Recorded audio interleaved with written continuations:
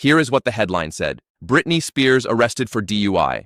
Here is what the headline did not say. Her blood alcohol content may have been below the legal limit. An unidentified substance was found in her car, but still has not been confirmed as illegal. The investigation is still open, no formal charges have been filed, and the court date is not until May. So before you accept the version of this story that went viral, give me a few minutes. Because the full picture looks very different from the one most people shared. Everything in this video is based on verified public reporting from law enforcement statements, the California Highway Patrol, Ventura County Sheriff records, and credible outlets including NBC Los Angeles, TMZ, People, E! News, and the BBC. No charges have been formally filed as of this recording. Britney Spears is legally presumed innocent. We are not making legal conclusions of any kind. We are following the facts, asking the questions the headlines skipped, and letting you decide what to make of all of it. Let's start with what actually happened, because the facts themselves are worth going through slowly before we layer anything else on top of them. On the night of March 4, 2026, at approximately 8:48 in the evening, someone called 911 to report a black BMW 430i driving erratically at a high rate of speed on the southbound 101 freeway in Newbury Park, California. That is about 7 miles from Britney Spears' home in Thousand Oaks. The California Highway Patrol responded, located the vehicle, and initiated a traffic stop near the Westlake Boulevard exit. The driver pulled to the shoulder and exited the vehicle. Officers observed signs of possible impairment. A drug recognition expert was requested at the scene.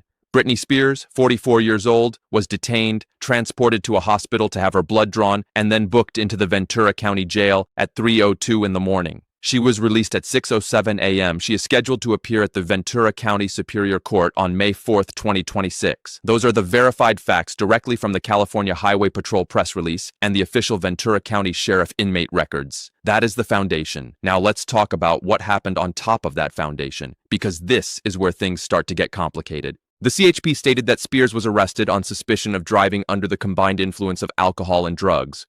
That word, suspicion, is doing a lot of work in that sentence, and most of the coverage glossed right over it. Suspicion is not a conviction. Suspicion is not even a formal charge. It is the legal language used at the point of arrest, before blood test results come back, before a district attorney reviews the case, before anything has been formally decided. As of this recording, the Ventura County District Attorney's Office has not confirmed whether formal charges will even be filed before that May 4th court date. Now here is the detail that immediately raised eyebrows among people paying close attention. According to multiple sources reported by TMZ and picked up by outlets including Yahoo News and The Blast, Britney Spears has reportedly been telling people in her circle that her blood alcohol content came back at 0.06%. California's legal limit for driving is 0.08. If that number is accurate, and we should be clear, the official blood test results have not been publicly released, then her BAC at the time of the stop was below the threshold for a standard DUI charge in the state of California. That is a significant detail. That is not a small asterisk. That is potentially the most important number in this entire story, and it was buried in follow-up paragraphs while the arrest headline dominated every platform for days. There is also the matter of the unknown substance found inside her vehicle. Multiple law enforcement sources confirmed that an unidentified substance was located in the car during processing. That substance is currently being tested. No results have been made public. No one has confirmed what it is. And yet, in the initial wave of coverage, the phrase alcohol and drugs was repeated so many times and so quickly that most casual observers came away believing that hard evidence of illegal drug use had already been established. It had not. The investigation was and remains ongoing. Now let's zoom out, because this arrest did not happen in a vacuum. It happened at the end of a very specific sequence of events that started on December 30th of 2025, when Britney Spears signed over the rights to her entire music catalog to Primary Wave Music Publishing in a deal that industry sources valued at approximately $200 million. Her complete library, Baby One More Time, Toxic, Womanizer, Oops, I Did It Again, all of it, transferred in a single transaction. It was described by her team as a landmark deal, and it was. It was also, as it turned out, the moment that set off a chain of decisions that led directly to that highway. Shortly after returning home from a trip to Los Cabos, Mexico, and in the weeks following that catalog sale, Britney fired her sobriety coaches, not just one. The entire support structure that had been in place around her recovery was dismissed. She also let go of key members of her security team, the people whose job it was, among other things, to ensure she was not getting behind the wheel of a vehicle in a condition that was unsafe. According to TMZ, which was first to report the firings, this happened roughly 3 to 4 weeks before the March 4th arrest. Now, you can read that sequence in two different ways, and both readings are worth sitting with. The first reading is the one most of the media ran with, that this was recklessness, that it was a warning sign ignored, that a woman who needed support chose instead to remove it and paid a price. That reading is not unfair. It is grounded in real concern. Kevin Federline, her ex-husband and the father of her 2 sons, had already written in a recently published book that he feared something bad was going to happen, and that, in his view, the clock was ticking. That is a serious statement from someone with direct knowledge of her life. But there is a second reading, and it deserves equal airtime. Britney Spears spent 13 years, from age 26 to age 39, under a court-ordered conservatorship that stripped her of the ability to make basic decisions about her own life. She could not access her own bank account. She could not hire or fire the people around her. She could not make a phone call without permission. Her father, Jamie Spears, paid himself $16,000 per month from her own earnings to manage that arrangement, and when she finally spoke publicly about it in 2021 court testimony, she described feeling traumatized, controlled, and silenced when the conservatorship was terminated in November of 2021. And then when she finalized that music catalog sale at the end of 2025, what Britney got for the first time in her entire adult life was something most of us take for granted: the freedom to say yes or no, to keep people around her or not, to make decisions, including decisions that others might disagree with, without a court or a conservator stepping in. The fact that she chose to fire her sober coaches is troubling, yes.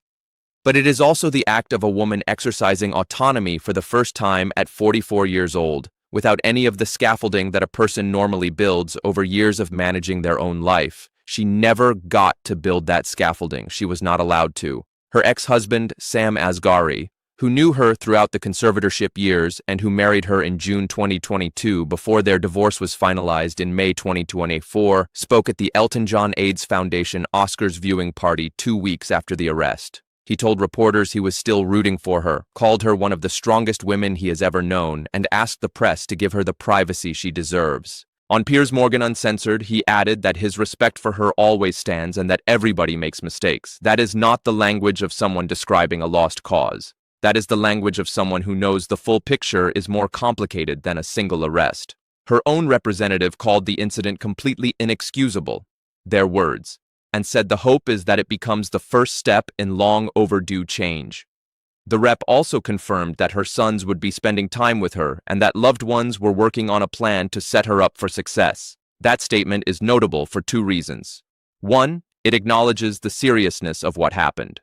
2, it does not suggest that formal criminal consequences are inevitable or even expected at this stage. A legal expert who spoke to us weekly about the case laid out what a first-time DUI in California actually looks like in terms of legal exposure. Typically probation, fines, mandatory education classes, and potentially a license suspension. Even in cases where drugs are involved alongside alcohol, if there are no injuries, no accidents, and no prior record, the outcomes tend toward the manageable end of the spectrum. Judges in California frequently take into account whether a defendant has proactively sought treatment, and Britney's team has reportedly been exploring a medical detox program, which legal experts say could significantly reduce any potential penalties. And then there is the broader thing that should be said plainly. A private person pulled over under the same circumstances, possible impairment, no accident, no injuries, results pending, would have been released, maybe reported in a local police log, and processed through the system quietly. For Britney Spears, it was international news before she was even out of the hospital. Her Instagram account was taken down within hours of the arrest becoming public. The conversation immediately pivoted to whether she needs a new conservatorship, despite the fact that no court has suggested that, no formal charges have been filed, and the blood test results that are the actual legal foundation of this case have not been publicly confirmed. That gap between what the evidence actually shows at this stage and what the discourse immediately concluded is worth naming. It does not mean what happened on that highway was fine. It means the way this story was covered told us as much about how we treat certain people as it did about the night of March 4th. There is a court date on May 4th. The blood results will come. The DA's office will decide whether to formally charge her or not. Those are the moments when the actual legal picture becomes clear.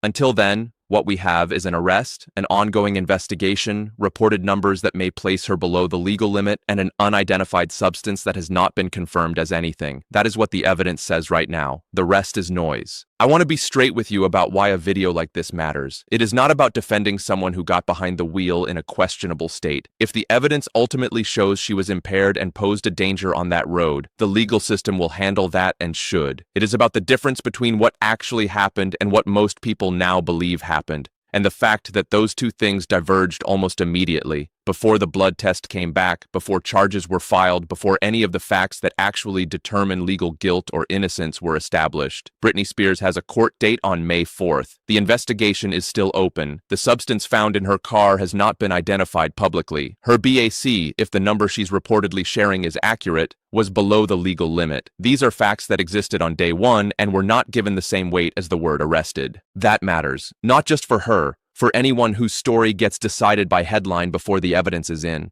If you want more of this, the full picture, the timeline, the details that don't get clicks but do get to the truth, subscribe, hit the bell, and leave a comment below. Tell me what you think should happen on May 4th. I read every one. I'll see you in the next one.